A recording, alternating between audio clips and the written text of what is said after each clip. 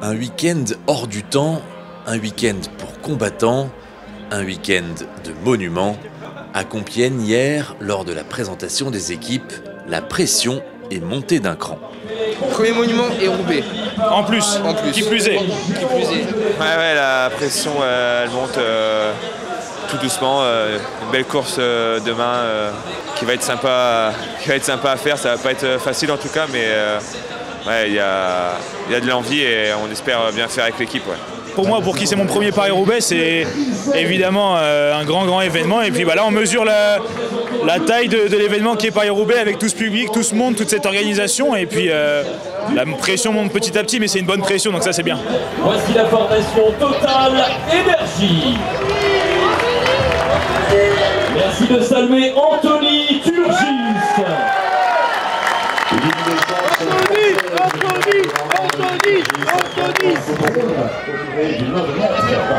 te transformes en super guerrier demain? Toujours, il faut. Ah yes.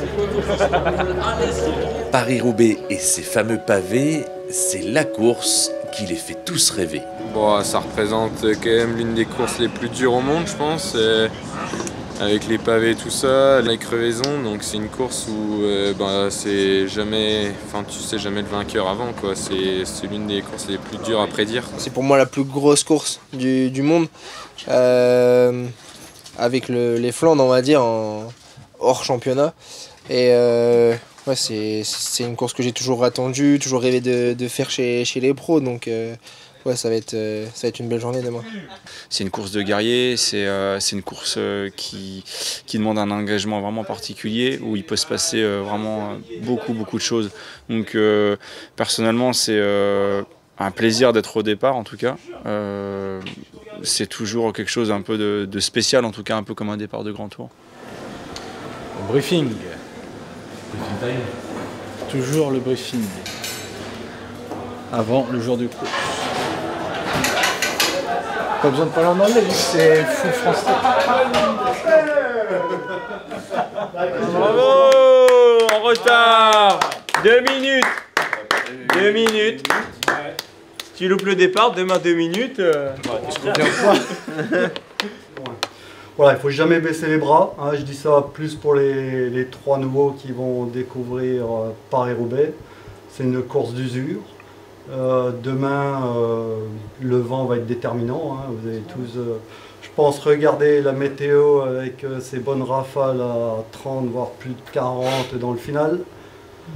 Voilà, donc demain, forcément, notre leader, ça sera Anto, hein, vous le savez très bien, parce que Anto, par son expérience et par la facilité dont il arrive à se placer dans la boule en tête de peloton.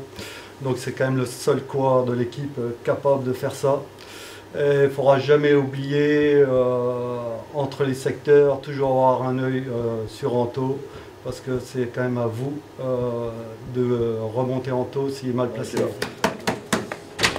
Verdict demain entre 17h et 17h30.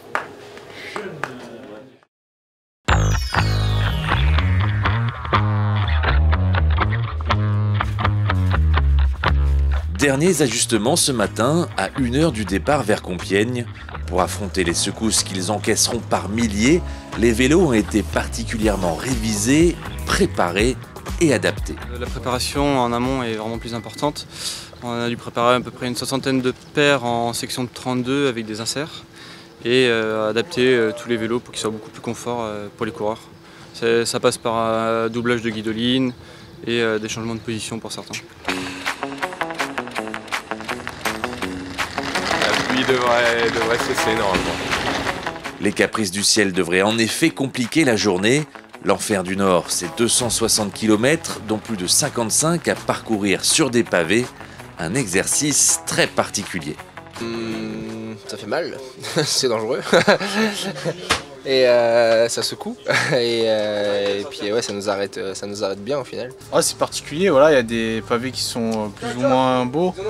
Après, voilà, on prend la trouée d'Arambert, on a l'impression de rouler sur un asphalte correct. Au final, il y a des pavés qui dépassent, donc on se prend quand même des bons coups dans le vélo. Ce qui est pas trop adapté pour ce matériel-là. Après, voilà, on a augmenté les sessions de pneus pour justement pallier ce problème-là et pour avoir un peu plus de confort et un meilleur rendement. Les machines vont souffrir, mais les hommes aussi. Pour arriver dans le vélodrome de Roubaix, les coureurs s'équipent comme de vrais guerriers. Tu vois, il est moins serré que... attends, on va faire quand même plus de 50 km de pavé, donc c'est de protéger les mains le mieux possible, c'est de l'énergie en fin de course et puis aussi un gain de confort. Donc il n'y a rien qui est négligeable sur cette course, c'est sûr. C'est mieux Ouais, beaucoup mieux. Ouais. Il vaut mieux anticiper les éventuels cloques qu'on peut avoir parce que c'est douloureux. L'année dernière, je me rappelle, j'avais enlevé les gants vers la fin de course et au final, après, je pouvais plus tenir le guidon parce que j'avais les mains toutes ouvertes, mais j'avais pas assez anticipé. Là, je préfère le faire bien comme il faut et mettre toutes les chances de mon côté pour être bien. C'est celle de Lucas Boniface. Donc Bonif, aujourd'hui tu es avec moi, alors j'espère que tu vas me mettre un petit peu de force en plus. Avec 5 Paris-Roubaix à son actif, Geoffrey est un expérimenté des pavés, mais aujourd'hui ce n'est pas pour lui qu'il va rouler. Il va falloir vraiment placer en taux toute la journée, en tout cas le plus longtemps possible. Moi c'est mon job, de le faire le plus longtemps possible jusqu'à ce que je sois au bout. Et à partir de là, c'est lui qui prendra le relais, c'est l'équipe qui prendra le relais, quoi. Un passage de relais pour tenter de gagner à Roubaix. Avec sa victoire sur les chemins en juillet dernier, Anthony sait désormais comment s'imposer. Déjà, il faut avoir beaucoup de force et puis une grande endurance. Parce que voilà, c'est quand même une course très longue, exigeante. Et là, pour aujourd'hui, par exemple, il y a un peu de pluie, donc c'est-à-dire qu'il y aura des segments où ça sera un peu humide avec des pièges. Donc voilà, passer à travers les embûches. Et pour ça, il faut courir beaucoup sur l'avant et voir un maximum le pavé où on pose les roues. Et à partir de là, tu augmentes tes chances de gagner Paris-Roubaix. Pour son premier Paris-Roubaix, Samuel, lui, joue de malchance. Malade, il sait qu'aujourd'hui, il ne pourra pas briller. Très déçu parce que c'était une des courses que j'avais cochées de l'année et j'avais fait une bonne préparation en tout cas. Mais voilà, j'ai pas eu de chance encore une fois. Donc ouais, je suis déçu. Ouais.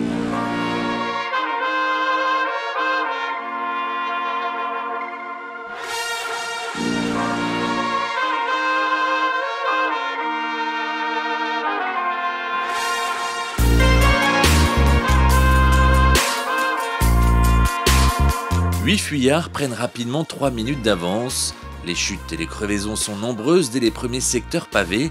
À 92 km, les hommes de tête sont repris. Puis dans la dernière heure de course, Mathieu Van Der Poel et Tadej Pogačar ne sont plus que 2 à se disputer la victoire avec un duel au sommet. Mais à 35 km de l'arrivée, le Slovène chute à la sortie d'un virage. Et c'est finalement Mathieu Van Der Poel qui s'impose seul à Roubaix. Florian Dauphin termine 25e et premier français.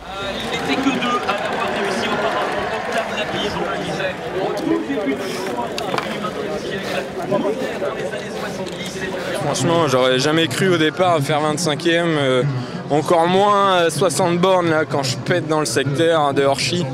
J'étais à la limite tout le final, mais j'ai jamais rien lâché. J'ai été poussé dans les retranchements, franchement je pense j'ai oublié de manger pendant 1h30, j'ai rien mangé à la fin.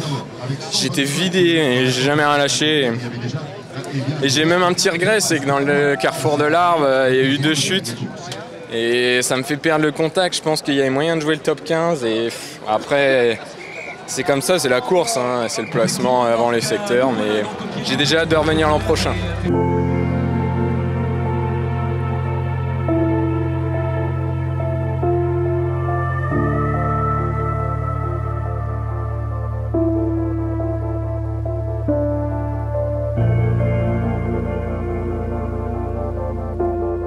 Ça, c'est mes préfs.